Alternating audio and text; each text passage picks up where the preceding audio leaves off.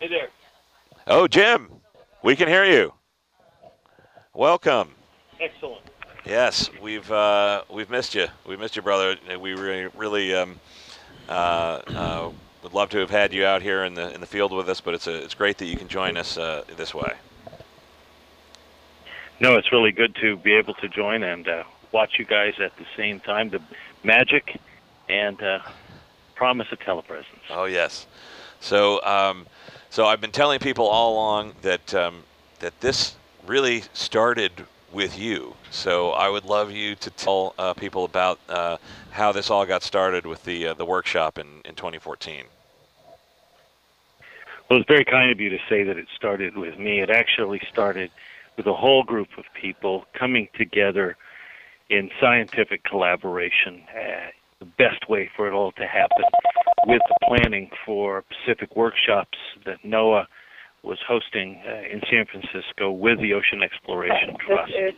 And with that, all of these white papers were being presented, and it was fun to be able to have you come out and join that effort and to present. What's been particularly fun is since we've done that, we've seen more than one mission take place that came out of that workshop. But as part of that, what's also happened, and the way I love how this all stitches together, is that as each mission unfolds, others take place around it, everything in sync, so that even though it may take a couple of years to line it all up, one mission after another happens as Nautilus moves along the ocean highway or Okeanos Explorer moves along another. But at the same time that's happening, while it may be a maritime heritage mission, other science is also taking place. And while I know thus far you guys have charted a fair amount of the seabed off of American Samoa and Samoa itself, and you're seeing some rocks, that's really exciting to the geologists. And we're actually looking at ocean bed in detail in a way that nobody has before. And it's a reminder that sometimes maritime heritage can serve as a beacon for ocean exploration, while ocean exploration in and by itself occasionally gives us an opportunity to connect to our own past or remember people like Ed Music and his crew. Wow. Well said. Well said. And is it any surprise, Jim?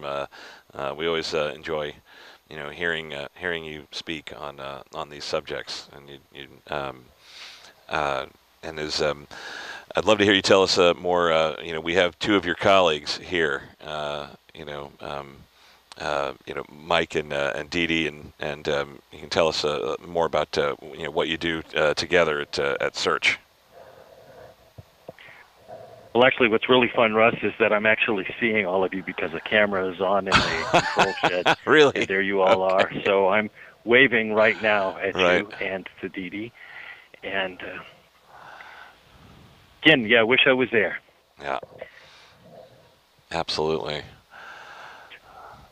So what we do, the three of us, is we work for Search, and we're the largest cultural resources company in the United States and probably one of the biggest in the world. We work with archaeology, of course, on land and at sea, both in the shallows and in the depths, and recently Dee Dee and I in the delta of the Mobile River and in muddy water, and I see Mike there as well, by the way. Oh, yeah. A little bit of a delay with the satellite, but And I know you've worked many times in the past with Ocean Exploration Trust, and would love to hear about some more of those.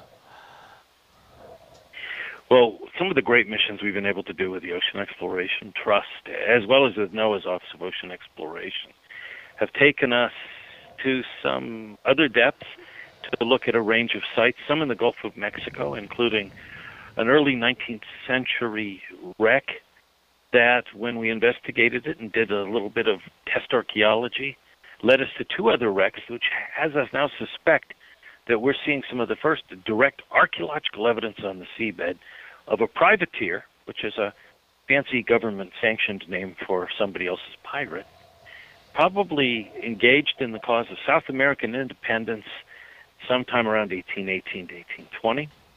We've looked at World War II shipwrecks.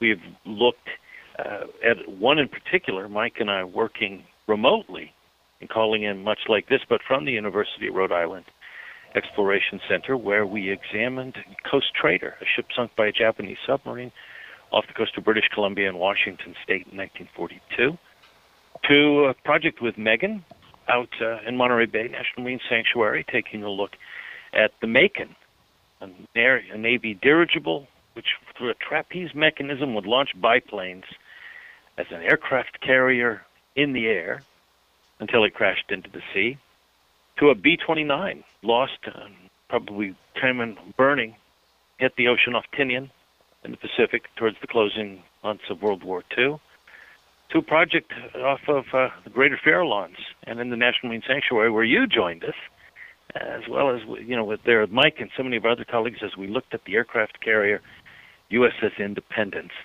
the mighty eye, which had a distinguished career in World War II, and then was used as an atomic test target at Bikini Atoll in 1946 in the first nuclear tests. Taken back to San Francisco and studied. Independence was scuttled in 1951, and on board Nautilus, sitting right where you are now, we were able to take a look at her for the very first time and share that with a global audience. And therein lies some of the best of it. Because it's one thing to do this as a scientist. It's another thing to do this as an explorer. But as anybody knows, great exploration in good science means you get to come back and tell the story, and even better is to tell it as it happens. For us to do our work and just write a technical report that is published in an academic journal or a book is one thing, but to share it with everybody is the most exciting piece of the pile. It's going to anybody that has an interest, be they a lifelong learner of my generation or somebody just getting started in this. Today I just answered an email from a grandmother whose 6-year-old is fascinated with shipwrecks, and she asked where she could take him in and around San Francisco to take a look. And so I reminded them to tune into this, but also that if she walked out by Land's End, just below the San Francisco Memorial, the engine of the engine of the tanker Frank Buck still sticks out at low tide from where she went aground in 1937, next to the grave of her sister ship, the Lyman Stewart, which wrecked at the same spot in 1922. So yeah, it's fun, and as I guess anybody can tell from the enthusiasm in my voice, in my 5 decades of doing this, I have yet to lose my enthusiasm.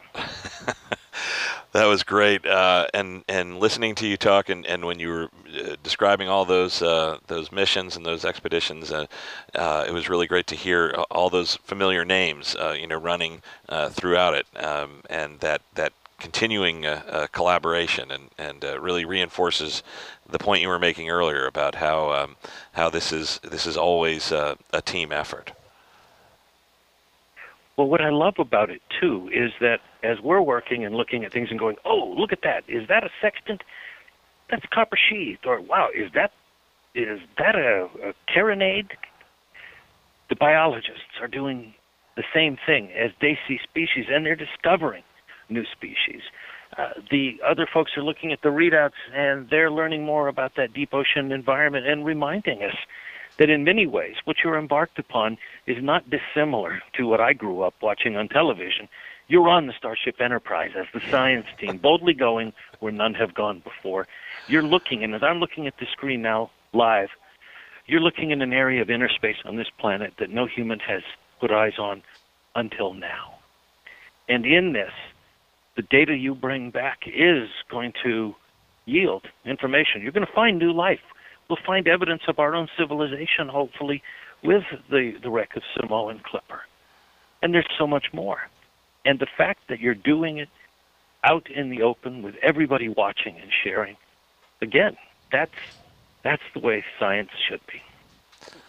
So I know you've been following along, over the past few days as we've been searching for Samoan Clipper, and I wonder, using this miracle of telepresence and the ability to consult with us here now, do you have any advice to us as we go forward? keep mowing.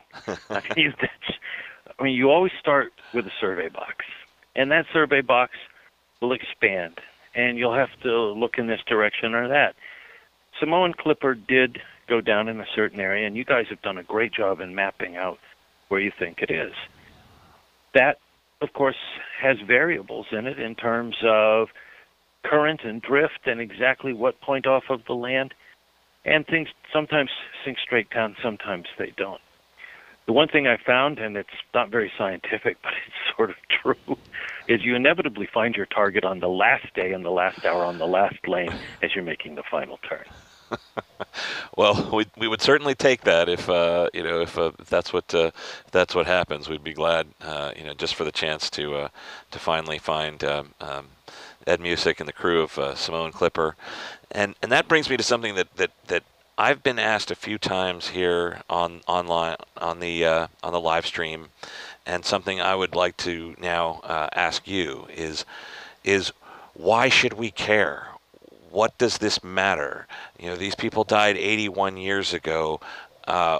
What's the point of going out there and looking for them? There's a whole range of points, and I think that we could talk about the science.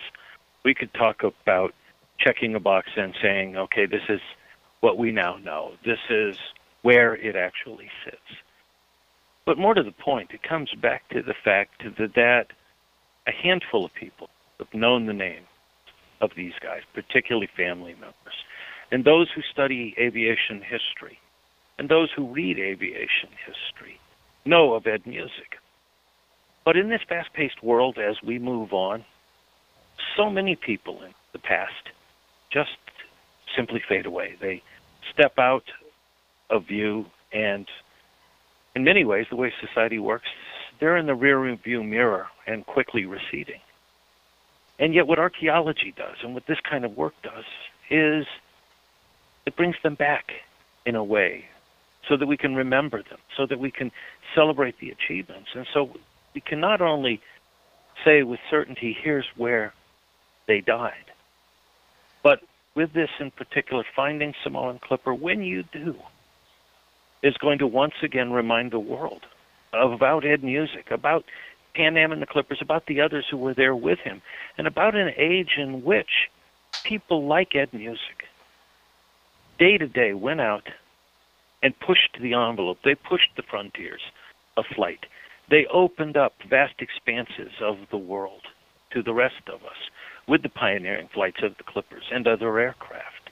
And they also, in doing all of that, not only helped us chart or map new routes. In many ways, it comes back to how they ultimately showed us the full range of our capacity as humans to ever quest, to ever push, to learn, to go beyond the next hill, something that has carried us forward as a species for tens of thousands of years. And while we don't remember every one of those pioneers, every now and then a mission like this does, once again, put them on that stage and say, here they are. This is what they did. And a number of people, myself included, can say, perhaps quietly or not so quietly, thank you. Wow. And thank you, Jim. That was fantastic. And a really moving tribute to that crew and why we do what we do.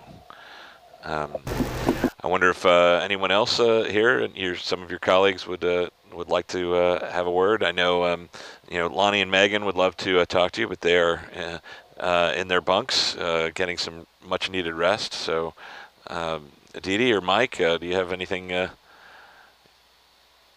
Yeah, hey Jim, I'll just jump in with a quick update. So we did the first about 2 by 2 nautical mile search area in the first couple of days, and which is centered around the position in the accident report. And so now we've added additional lines to the west and to the south, and the reason for that is because we have current information. Well, the swell for the day of the crash in 1938 was headed in a northeastern direction, and debris was found days later to the north and to the east. So we figure that the source of that is somewhere to the southwest. So that's where we've expanded the search, and we have until about just a little after midnight tonight to continue looking. So that's the plan, as you say, to continue mowing the lawn. So that's where we stand. We've mapped probably upwards of 16 to 20 square kilometers, and we keep still looking. Well, I think people forget how much patience is not only a virtue, it's an essential job skill for this kind of work.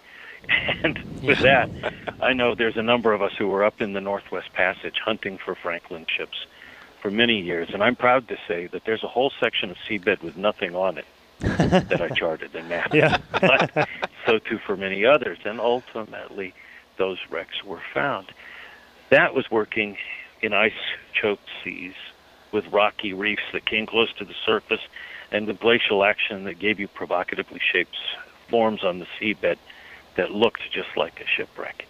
Here, as I'm looking at your sonar data, you've got a pretty uniform seabed with some erratic signatures here and there. It looks like some big rocks, things of that sort.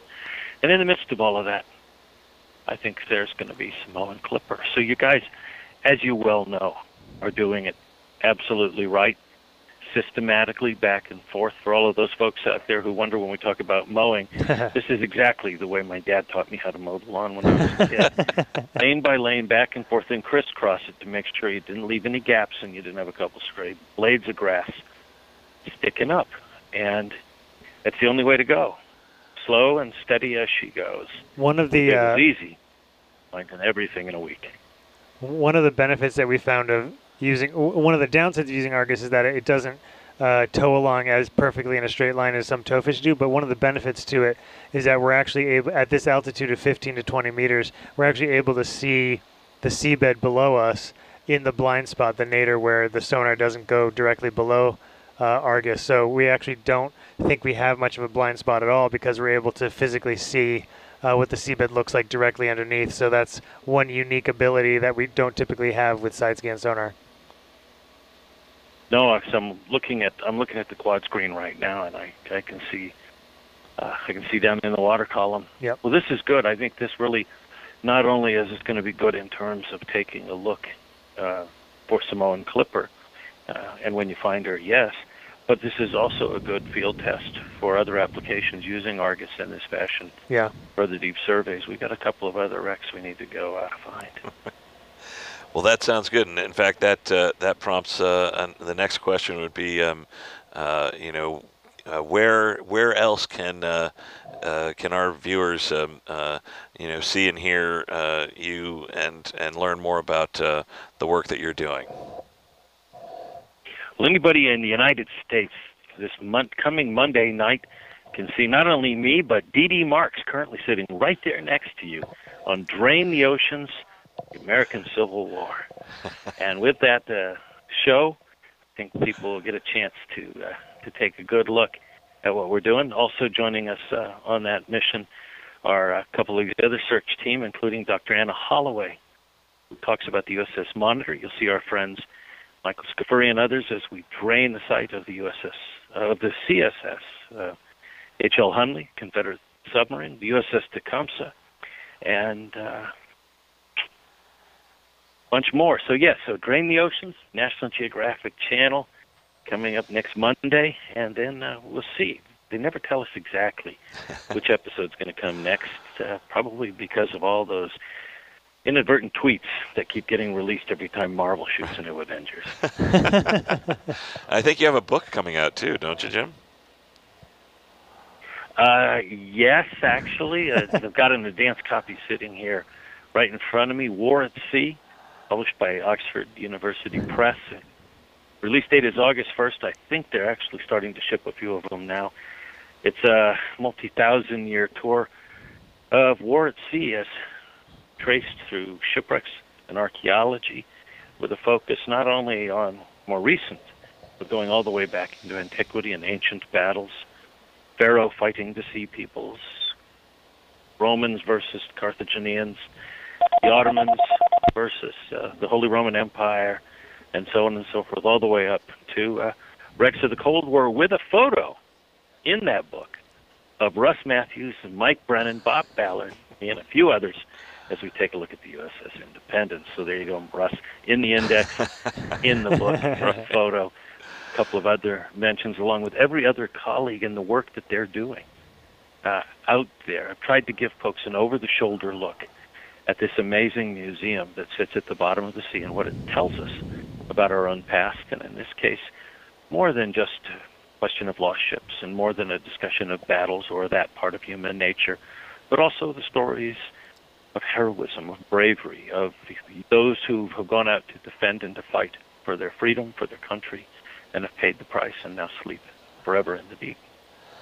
Well, that sounds fantastic. I know I have my copy on pre-order, and I will get it autographed, once it arrives. But Jim, thank you so much for joining us here and in spirit, and for helping guide this project and for helping inspire it, to begin and to bring it to this point. And it's been such a pleasure, collaborating with you and with everyone to bring this story to the world. Thank you, Russ. Always a pleasure. For all of you out there, Russ is my brother from another mother, and so it's always good to be able to team up. Good luck, everybody. It's great to see you. I'm going to continue to watch as I now shift to a conference call I got to take. All right. Thanks, Jim. Good to talk to you. Thanks very much. Good to hear from you. John Hill here. John, all right. Well, we're this is a double header, a double treat. So we just signed off with Dr. James Delgado, and now we are being joined live by aviation historian, author of Pan Am at War, and recently retired as the curator of the aviation at San Francisco, SFO Museum. I'm going to let you explain it better than I did, but and also a fisherman. So John, welcome, and please, we know you're here to talk Pan Am, and we are very much looking forward to hearing you share those stories with us.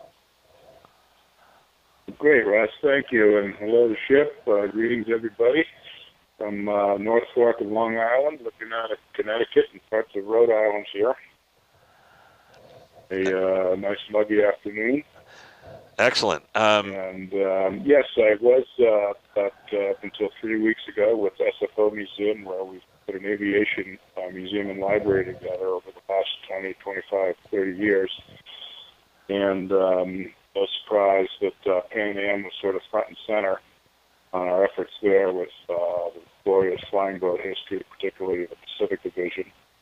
So we've been watching with great interest mission out there, and love being able to listen to a good portion of what you've been streaming and all the fantastic insights into Samoan Clipper in particular, that ship and its importance historically to aviation and sort of the larger envelope of Pan American Airways in the 1930s and what that was. That's become a bit of a specialty of mine, not just professionally, but also my own pursuits. And Russ mentioned a new book that's out that I co-authored with Mark Voss called Pan Am at War, which is sort of a parallel history that looks at air transport as sort of the projection of power and prestige as opposed to actual air power. So it's sort of a surrogate technology way before World War II broke out and well before the United States was committed to it. Pan American was sort of on the formative front line of air supremacy from a dead stop. They were well behind other nations, national interests around the world. And the flight of the Samoan Clipper is a great example of that pioneering spirit that that particular company was able to put forward in that really, really formative decade of the 1930s. So yeah, I have to tell you, I've been reading the book, and and then taking credit for a lot of the stories that are in there. I've been able to repeat them back, to our viewers, and last night I got some very nice compliments on my storytelling ability. But I have to be honest and say that that a lot of those really memorable stories about Pan Am and the personalities involved came directly from our conversations and from your book. And I wonder if you can tell us a little bit about what was the impetus? How did Pan Am get its start? Yeah, it's after World War One now, and of course we were engaged in World War One, but aviation was in its very formative years, and the Air Force, so to speak, put forward was really more of improving of the technology than a real determining factor in World War One. But a couple of interesting things happened by the close.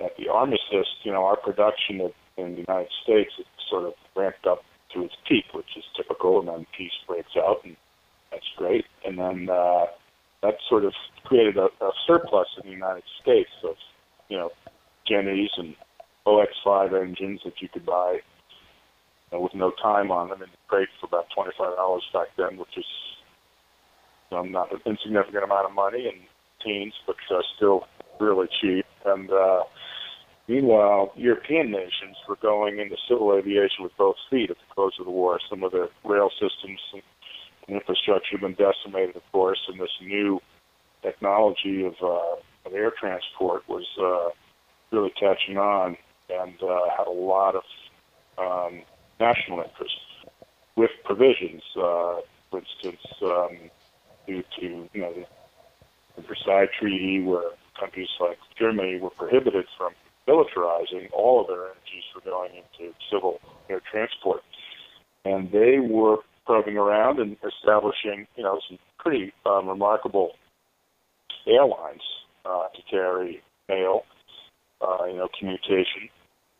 Really, the airplane first sort of transitioned from war machine, limited as it was in World War I, into peacetime as a communications tool. And airmail was extremely important. Express, or what we call cargo now, was next on the list, and passengers were third, if even on the list as an afterthought.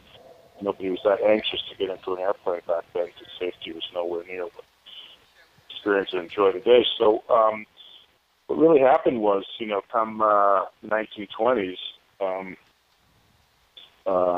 operators like SCADA down in Colombia were flying a fairly robust operation, and some of the military people in the United States were looking a little askance at that, as they thought it was a bit close to the Panama Canal, and oh, by the way, we should kind of get going on this aviation front. And we were really, third, fourth, fifth maybe in the world in aeronautics in the United States.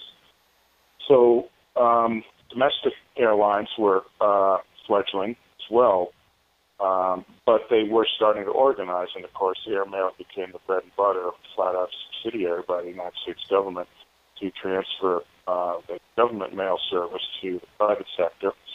And all these startup airlines were starting up and failing, or merging and trying to carve out, their routes, which were all sort of targeted at airmail contracts primarily. But there was one group that started to form, a couple of groups actually that formed and were sort of pushed together through various reasons and expediencies. And Pan Am was really sort of formulated as a foreign look or international looking concern to start to really think about overseas flying, which was extremely challenging from a technological standpoint. And by 1927, a company by that name had formed, and it was really a couple of individuals who stand out. One, of course, was Hap Arnold, who was a military person and was ringing the alarm bell about protecting our hemisphere and safeguarding the Panama Canal in particular. And hey, we better get down there and see what's going on. So that kind of idea, coupled with the really amazing feel and vision of another individual named Juan Tripp, who had already at a very young age cut his teeth on several domestic, airline concerns, and was also extremely capable from the financial and organizational side, and well connected to other individuals who were really the first generation born to the air, so to speak, and that the airplane had been part of their early memories, really the first generation experience that with respect to heavier than air fixed-wing aircraft. So Pan Am began in 1927 with, a business model predicated on trying to make a profit, but looking overseas. And as some of your commenters have covered before, they had a very small, very modest airmail contract from Key West, Florida to Havana, Cuba. That's really where they began, and their expansion was rapid and thorough throughout the Caribbean basin, and eventually, within 3, 5, 7 years, the entire Latin America, with the exclusion of the Southern Cone. So that's really sort of the origin and the impetus behind what would become this highly recognizable brand or service mark of Pan Am. And so then how did Ed Music fit into all that? Well, Music was a crack pilot. He had been with Aero Marine, which was an earlier concern that had tried to fly the Florida Strait between Havana and Florida, the tip of Florida. And he was brought on board, hired as a competent pilot with some exceptional experience. Overwater flying back then, even 95 miles across the Florida Strait, to fly on a reliable basis with a payload was extremely challenging and fraught with real peril. So Music, who had a bit of a colorful past apparently, was already a professional aviator, so he was hired sort of on the spot and was in the right place at the right time. But he had something, extra, not just his experience. He had a approach sort of seen as a real professionalism in a field where a lot of pilots were, coming out of sort of the daredevil or the rum runner kind of background and sort of their own man kind of attitude. But once, of course, you sign on with Pan Am and Music became an exemplar of this, he was a professional aviator. So he quickly, he also had a mechanical background and was jack of all trades, as you had to be to keep the ships going under extreme conditions. He needed a real tool bag, literally and mentally. So he was a natural, and he quickly became highly respected, highly in high demand to head these, and was a natural to become a chief pilot almost from the very first day of Pan Am's operations in South Florida. So I've been saying for a while that that Ed Music and Pan Am they really invented the air transport industry as we think of it, and what kind of things did they bring? What approach did Pan Am bring to it that hadn't been done before? Yeah, that's a really great point.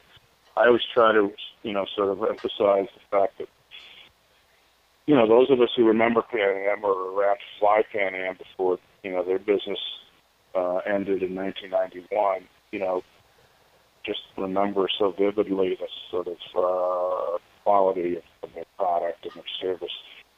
But we would also tend to kind of think of, okay, there were the big four or the big six, Pan Am, TWA, United, Eastern, as far as U.S. carriers go, lots of some of the big names. The important thing to remember is Pan Am was not just another airline. they competed in an industry, with others that came up, and in a way they were sort of consumed by the offspring, sort of organic creature eventually. But they were in a league of their own because they did things first, and they tended to do them best, and they pretty much invented ocean air transport with respect to fixed wing, heavier than air aircraft.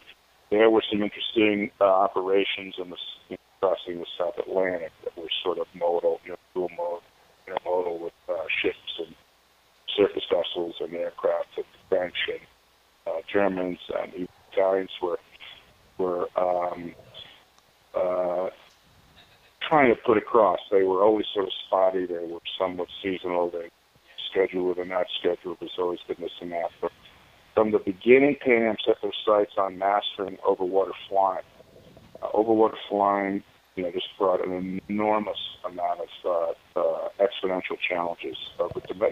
Flying over land was no walk in the park, back in the early formative days, but got a lot of things going for you with respect to navigation. Fairly forgiving. You pick out landmarks, you get on the railroad lines. You could land if you got in trouble, if you found a suitable place, when you walk away. None of that applied in open water. So Pan Am started to come up with really inventive and fairly proprietary operating procedures. They hired a man named Andre Priester, who had come from Anthony Boker's, factory, and was an engineering background, but also was a natural sort of was behavioral scientist or organizational, genius who started to prioritize, what we're going to be, what was the culture going to be at Pan Am? Well, it was going to be about safety first, and it was going to be about sort of regimented, training and cross-training. So the innovations, came fast and furious to Pan Am. There were these multiple crew concepts. You talked a lot about the ships themselves, the flying boats. These are an extremely hybridized class of aircraft. After the inaugural, land-based and amphibians, smaller aircraft, the trimotors or the Sikorsky started designing for Pan American S-38. These were a little more conventional. They were not conventional designs, but they were sort of conventional practices. Well, it was really once Lindbergh signed on as technical advisor, and Igor Sikorsky sort of decided that flying boats were the way to go, and as a lot of your crewmates there picked up on, it was most of the destinations were port side, as they started to move out through the Caribbean, so they made this decision to go to flying boats, and yes, it obviated the need for capital expense to create runways. And there were configurations where they wouldn't have even been able to build runways, but they pressed the manufacturers to make these remarkable aircraft for them. So even that, stands alone as really pushing for new technology. The crew configurations were really interesting because they adopted a redundancy training. So there was cross-training. It was a highly regimented situation. The captain and commander was also certified, and as the longer range flying boats came in, they developed a credential unique to Pan American Master of Ocean Flying Boat, which was, a doctorate in aeronautics, basically, and something people compare to the astronauts as far as, really intensive levels of training and experiential requirements. So then the officer ranks, first the fifth officer, the flight radio engineer, the assistant flight radio engineer, the radio officers, and the engineering crew, and right down to the stewards. So, a navigator could fly, a pilot could navigate, and this kind of cross-training redundancy was fundamental to their approach for safety. Then, once they decided, they were going to cross an ocean, and they always had figured, they'd do the Atlantic first, but as we know, there were political headwinds that forestalled the North Atlantic trade route, namely, and the British, who were reciprocity and sessions in North America, yet lacked the equipment to fly the distance, 1,900 miles from the Maritimes to the British Isles.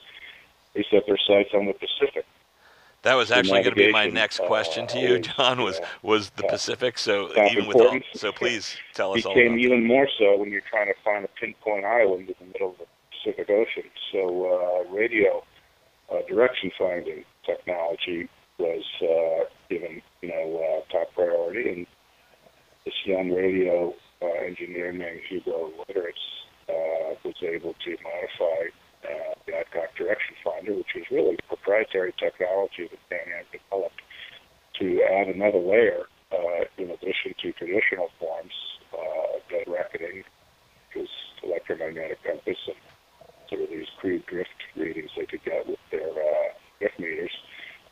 Celestial, which they were doing as well, and doing well for people like Moon, who's a famous navigator, shooting the stars and selling charts, and then the radio direction finder top, layer that gave them that margin safety to find these tiny little islands. So that's just a quick list of some of the innovations that contribute to marketing.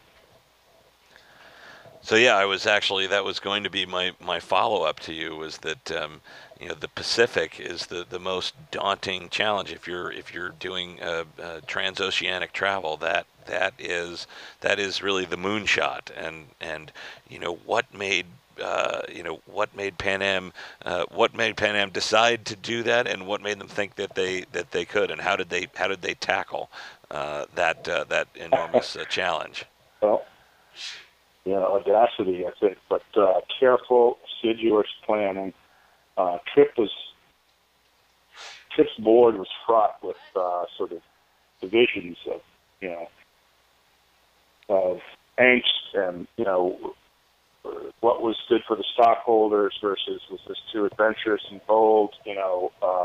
I'm convinced Trip was anything but reckless and adventurous. I think he proved out the point that this company considered all the angles, moved very cautiously, yet Tripp knew instinctively and correctly that momentum was very, very important in his formative years. He had experienced this sort of diplomatic shutting of the window to the Atlantic, so he looked to the Pacific, always knowing they'd be attempting the Pacific, but not really thinking they'd be doing it first. And he knew the importance of being first and the importance of momentum, and he started to look for, they look for diplomatic pathways that wouldn't present obstacles. This company, operating from the Channon building at 42nd Avenue first, and before they moved to the Chrysler building, out of his offices in New York, were global players. They were negotiating unilateral agreements with foreign states, by the dozens, and with or without State Department, say so. And so they were in a fourth dimensional chess game, on every front. So they saw the future, and they reached for it. And Tripp's ability to think through and think ahead 3 or 4 steps was truly uncanny. Originally, much like the Maritime provinces were going to be the bridgehead to Europe, and spanning the Atlantic, they had fiddled with Alaska, of course, as the bridgehead to Asia, and trying to get up and over the Bering Sea Gap and Straits there, and down through Siberia. They investigated and tried all kinds of things. A bit of a sidebar, but there was a lot of energy put into, let's say, the development of the Atlantic, these mid-oceanic platforms. Lindbergh was heavily invested in that. DuPont put, I think, over $1 million in an engineer named Armstrong, who came up with these very sophisticated floating airport ideas. They were going to station every 200 miles across the Atlantic, and they were going to fly loops between them. And they even got developed to the point where they were in multinational discussions about how to flag them. and that technology, that didn't happen, of course. But some of that technology would later go to oil platform design. In the Pacific, Tripp himself negotiated a plan with Soviet Union, whom we didn't even recognize. And they were going to dig trenches across the Siberian wastes, and these flying boats, for some reason, filled those trenches with antifreeze and land these boats and try and fly down to Moscow that way. It was everybody's trying to penetrate and get the first leg across. Finally, they realized this wasn't going to happen. China didn't want us over their airspace. The State Department came knocking, asked Mr. Tripp if he finally carried this memorandum that he was developing with Russia. And he finally bit the bullet and said, we've got to fly the mid-Pacific, and that meant breaking the Hawaii sector, 2,400 miles from San Francisco, which has the distinction of being about 160 miles closer to Honolulu, Los Angeles. Became the first step, and then where do we go from here? But they decided that we've got to do this, we've got to do it now. So he looked and searched, and he had some navigators and some geographers, and of course they're trying to find the stepping stones. And about Midway Island, Guam, which is a possession, as was Manila, was a regional territory post suspension American War. So they still had a huge problem between Midway, Guam, which was even bigger water gap than San Francisco to Honolulu, and that's when Lake Island appeared. And ostensibly, and I've looked into this quite a bit, and it seems to come out as the truth. Tripp himself spent a lot of time researching 19th century clipper ship logs in the public library. Would find these journals, charts with these vague references, island here, and finally they confirmed that there was another tiny little atoll on different weight. A lot of these little islands haven't really been anybody's radar, so to speak, for a long time, since the Guano Act of 1886, I think, this one. Through mining nitrogen active tripartite treaty, you could lay claim to, but that had all played out. So with Wake as the linchpin, that was it. He could figure these distances out with these ranges. So that was sort of a chess game that they had to come up with, and they cobbled together this route. Now, there was also some precedent. There was a cable company that had strung a strand of 7-strand copper wires, about 1.5 inches thick, covered in percha rubber, all the way from San Francisco to the mainland of China. I think they bypassed Wake, but they went through Honolulu, Midway, Guam, Manila, onto mainland China. And that was a bit of a foundational line built on, but that other piece in Lake Island was key. Terrific. So where in all of this, where does Samoan Clipper fit? What was their role in developing the Pacific?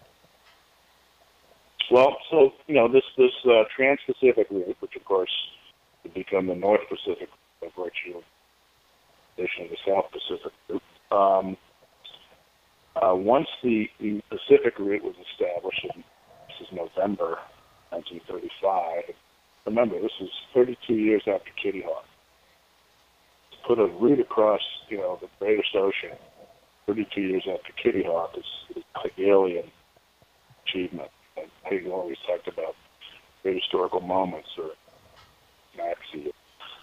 This is something that's in league with, the Brooklyn Bridge or the Panama Canal or the Transcontinental Railroad, which can't point to it. Evanescent line in the sky. So service started and commenced on a regular basis. It's all about doing it and being able to do it again. Doing it once was, a marvel. Doing it twice or, half a dozen times became a utility. That's what they were after. On a regularly scheduled service. It's hard to think about today because it didn't exist back then. Today, take it for granted. We can walk down walk into SFO and buy a ticket in Hong Kong in 13.5 hours. So the South Pacific was just an extension of that entire systematic installation of a global air system, and now it was time to get down to the Antipodes and really link the bookends between North America and Australasia, or Australia. Although Australia was not really negotiable, but New Zealand had a little more autonomy. Said, "Hey, come on in."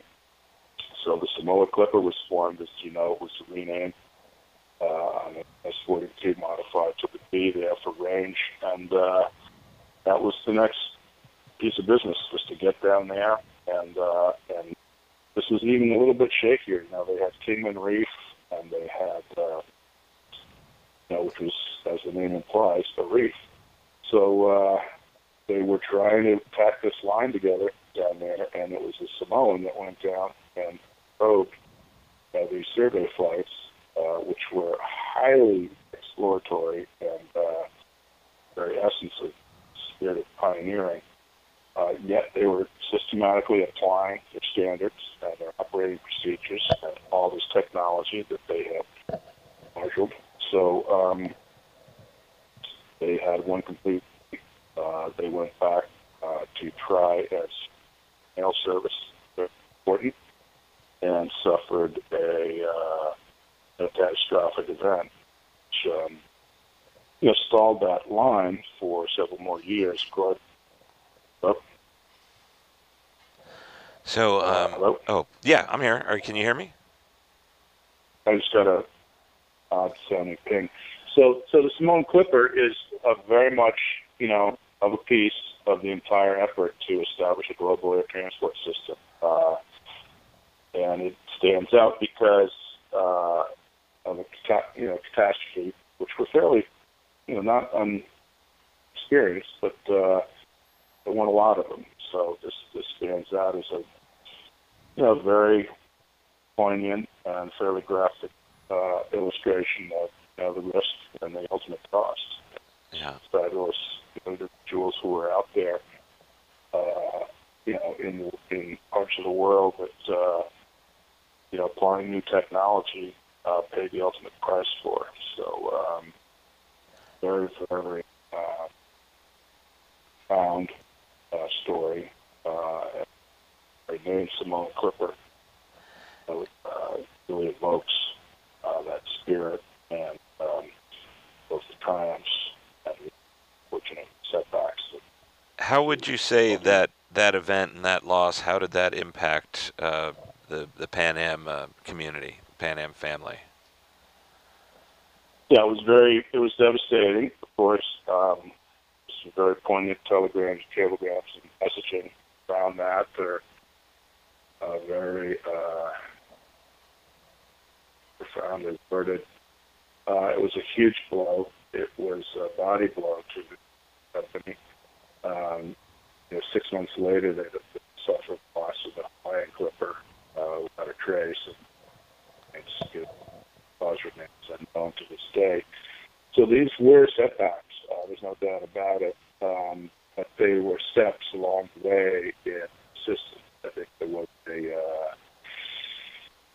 a sense of mission, and as mournful and tragic as the loss was, they weren't going to let it defeat, the ultimate mission. In fact, they, I'm sure, felt they owed it, their fallen teammates to carry on the way it wanted. So, very, very hard blow to the corporate body. The culture of Pan Am at its time was well established. There's an expression on the line down the routes that a lot of these really adventurous and incredibly skilled, ground crews, air crews, all these operators, their stations, and it was Clipper glory. That was that's a kind of, sort of intangible that can't really dictate or purchase. This Clipper glory is a feeling. A lot of these people knew in real time they were doing was significant and deeply meaningful at all. that spirit prevailed. That carried them through, sure. So they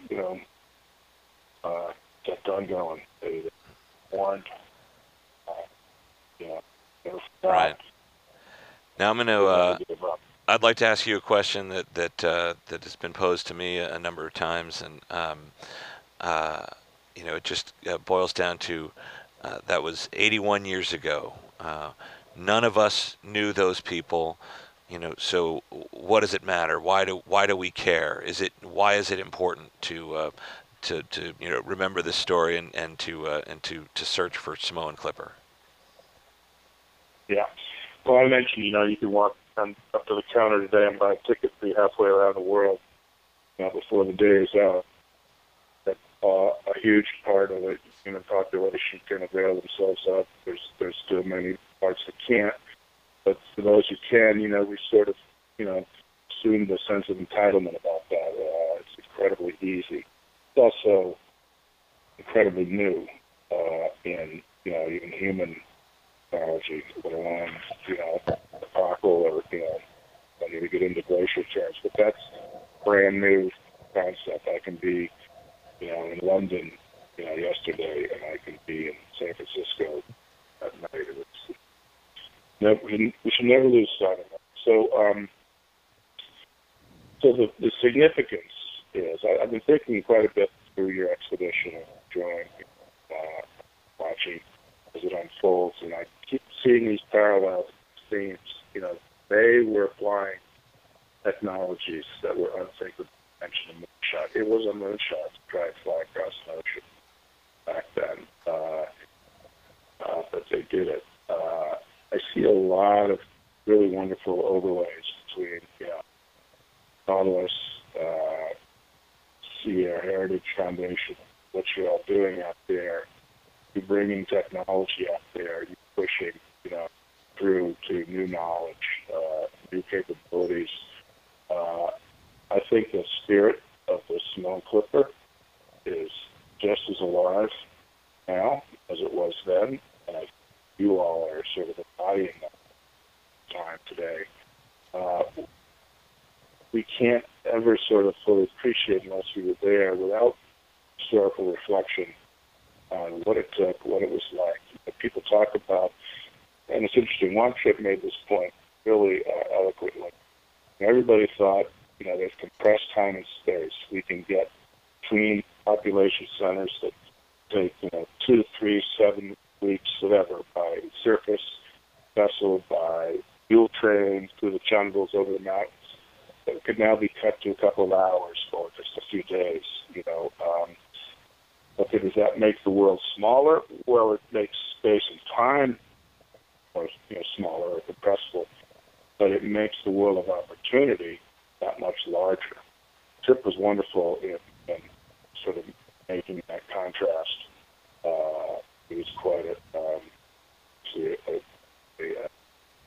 champion of air travel, but he realized, as the poster said, no distant lands, and really, that's what I think we all strive for, whether much as about it or deep within our psyche, we want that expandability, and it's these new modes, methods that deliver that. Amazing. For ourselves to experience that. So I see it an absolutely unbroken connection between the Samoa Clipper flight and all the survey flights and all the first flights establishing global air transport, and what deep ocean engineering is doing now, and we're at the tip of that. So, bravo. Well, thank you, John. That's fantastic. We really appreciate you sharing your vast knowledge and perspective, your special perspective on this subject. And I remember from our exchanges setting this up that you said you had availability till 4 your time. I know I've kept you 10 minutes past that, so I don't want to interfere with the rest of your day. I mean, I could certainly, and I think everyone at home could could listen, for hours more and hear your favorite stories of Pan Am. But we really appreciate you taking the time and being with us here while we search for and remember a Samoan Clipper. Wonderful, Russ. It's been a great opportunity and honor, really, to connect with you all. So we are certainly there in spirit, and we'll be, marveling at everything you were able to discover, rule out, and wish you all the best in the part of your voyage. Terrific. Thank you so much. We're gonna continue on as long as we possibly can. So, thanks again. All right. All the best. All right. Take care. Bye-bye.